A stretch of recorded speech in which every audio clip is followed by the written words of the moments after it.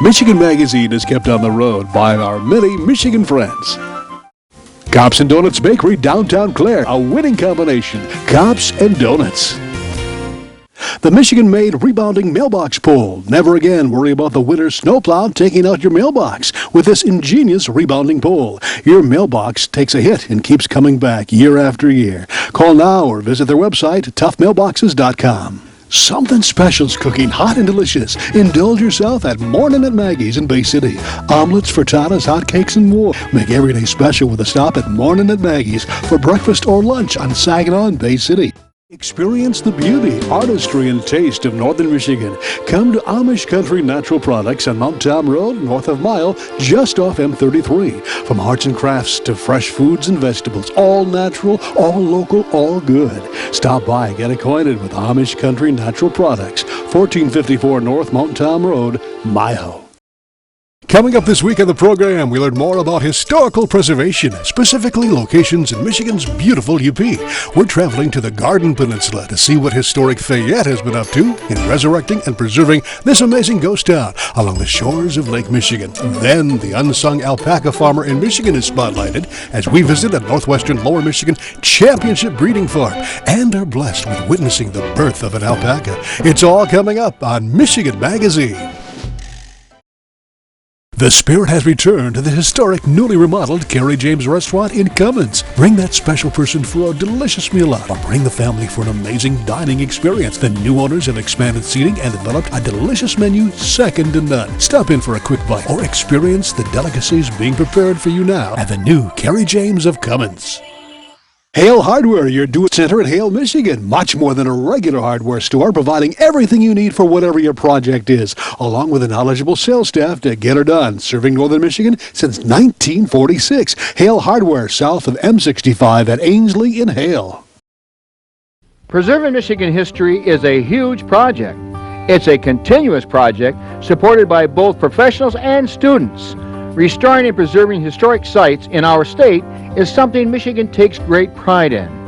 One such site is the Fayette Historic Town Site in Michigan's Upper Peninsula, named after Fayette Brown, the Jackson Iron Company agent who chose this site. Fayette was once one of the Upper Peninsula's most productive iron smelting operations, located on the Garden Peninsula at Snail Shell Harbor. Fayette grew up around 2 blast furnaces, a large dock, and several charcoal kilns after the Civil War. Nearly 500 residents, many immigrating from Canada, England, and Northern Europe, lived in or near the town that existed solely to make pig iron. The town remained vital and alive for nearly a quarter of a century. The town of Fayette began to die shortly after the iron company closed its smelting operations in 1891. Now protected as a historic state park, Fayette finds itself in a continuous state of restoration and preservation. With the help of the university students, Michigan Historic Preservation Office hopes students will take what they learn and remain in the area to perpetuate other state preservation efforts. On this edition of Michigan Magazine, we visit with a group of students and instructors on site at the historic Fayette Town Site, where a restoration project is underway. Historical architect of Michigan Historic Preservation Office, Robert McKay, fills us in. What we're doing is a cooperative effort between Eastern Michigan University, the Michigan Historical Center, and the Department of Natural Resources. We're trying to help train folks in preservation skills through the Eastern Michigan Preservation Certification Program. We're also trying to help get some of the deferred maintenance and work done that needs to be done here at the site. By using student laborers and then professional instructors, we're actually able to accomplish work on the buildings and train folks in preservation techniques. Not that they'll be tradespeople necessarily in the end, but they'll be able to help supervise and put together projects. The overall picture. The big picture. We selected Building 3, which is one of the old supervisor's residence, for a number of reasons, partly because we'd already done the work on the superintendent's house, and we want to strengthen the perception of this portion of the park as sort of a neighborhood. This was the upper end management. It was always probably the nicest portion of the site to be in. And we knew this building just plain had a lot of problems, and we thought that they were problems that we could address effectively with students. We always try to use staff, particularly this year, that have sort of a proven background in whatever issue it is that we're addressing. We're doing a little bit different program this year than the last 2 years in that we're focusing exclusively on wood issues this year. A higher contact program than in the past. Was this some of the timber, some of the lumber that they'd used from the local area here? Probably when they built it, it was probably most of the original material is white pine. It came from the forests of the area. It was from the mining company's perspective not the best wood. They wanted the hardwood for firing the furnace. They didn't, until much later in the program here, invest in the ability to fire the furnace with softwood charcoal. So for a long time the white pine was out there, and that's what they built most of their buildings on. Most of these are students that are up here today? This year we have 5 EMU students. And they're from basically what? Kalamazoo or no, they're Lansing, or? From all over. All over the state. They just happen to be residing in Ypsi at the moment while they're in school. So. Okay. And each one of them have something to do Each of them is in the preservation program, and what we do is shift them around. We try to have about 3 activities going simultaneously, and that allows them to circulate between and actually be in there firsthand, working with the tools, doing whatever it is that we're doing. Rob, when you're done with these buildings, will they be painted, or will they be left for Mother Nature to take its course as far as the age, like I see the rest of the town is? That's a big question right now. We have not been committing to maintaining paint, largely because of the financial and time commitment it takes.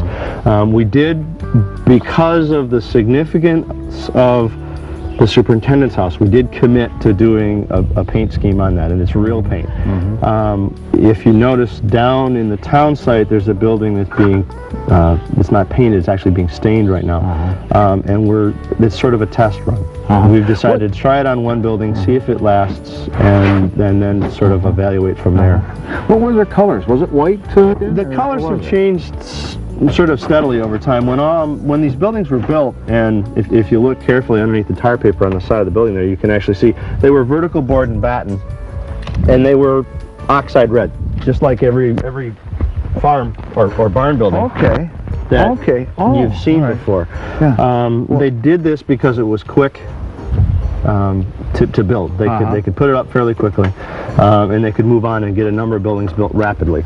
So that's original then? This is original. Yeah, this is original. Wow. And then they came back later and stripped the battens off and put the weatherboard on, the clapboard on. It helped make them a little bit better, particularly windproof, but weatherproof in general. So if you think of it in terms of originally everything was this rust color, including the trim, and then they came back and they put the clapboard on and they painted it white. Now what are we doing here, Rob? Put new beams in. This year, our goal is to try to stabilize the back half of the building, or what we refer to as the kitchen. It had settled significantly to the back, partly because we found out that really what we thought was that we had a continuous beam on the back that had rotted, so that it had allowed the building to tip backwards. The only way we could verify it for sure was to actually take the floor out, which in the end turned out to be a good thing because all the floor joists were rotten as well. We discovered that part of the reason that the building had tipped is that the back sill had already been repaired, probably in the 50s. And it hadn't been spliced together very well, so it allowed the building to sag. We decided that all we needed to do in the back was jack it up, and in the process we discovered the north end sill was rotten. So we sort of shifted from fixing here to fixing the north end. And then in the process, we also determined that the joists weren't correct. So we had to come up with a plan for that. The other thing that's sort of unique about this building is that when they built it and they laid the summer beam, the masons and the carpenters apparently didn't have the same size tape measure. There's a 14-inch foundation wall that's supposed to bear the weight of this beam, and about 1.5 inches of the beam is actually on the wall. So they really missed. Yes. It's probably been twisted like this since the day it was built. We thought maybe we could fix it, but So when you get done with this right in here, this will all be what, replastered or drywall? a certain amount of it will be It's going to replastered. be pretty much back to the same. Well, as it, the front portion of the house will be. We want to be able to show to a visitor what a more or less completed restoration is, and kind of what goes into making it. So mostly we'll finish the front portion of the building. Try to get that cleaned up, patched up, put back together. Obviously then we have to make the rest of the building safe to be in. Right.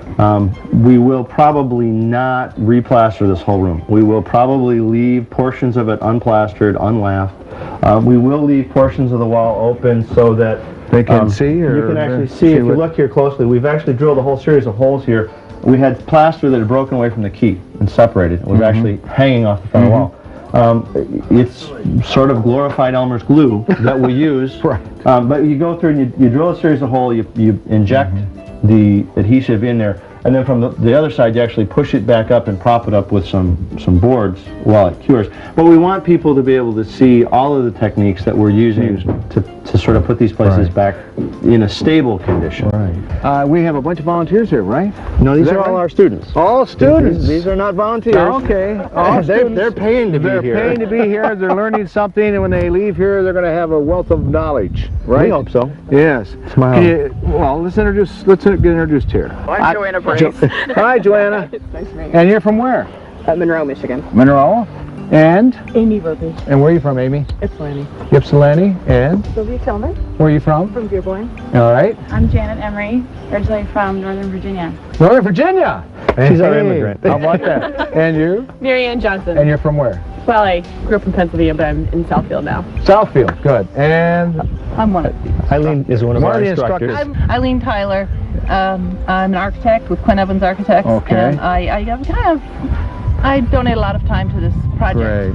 But worthwhile project. this is our third year. Eileen was actually part of the team that put this whole thing together the Is first that time. right? Rob, it's been nice meeting you, and what you're doing here is to be commended, and all the students here. And we wish you all the best in the world, and Thank you. And hope you continue this great project you're doing year after year. And thanks for being part of Michigan Appreciate it. Magazine. Thank you very much. Okay.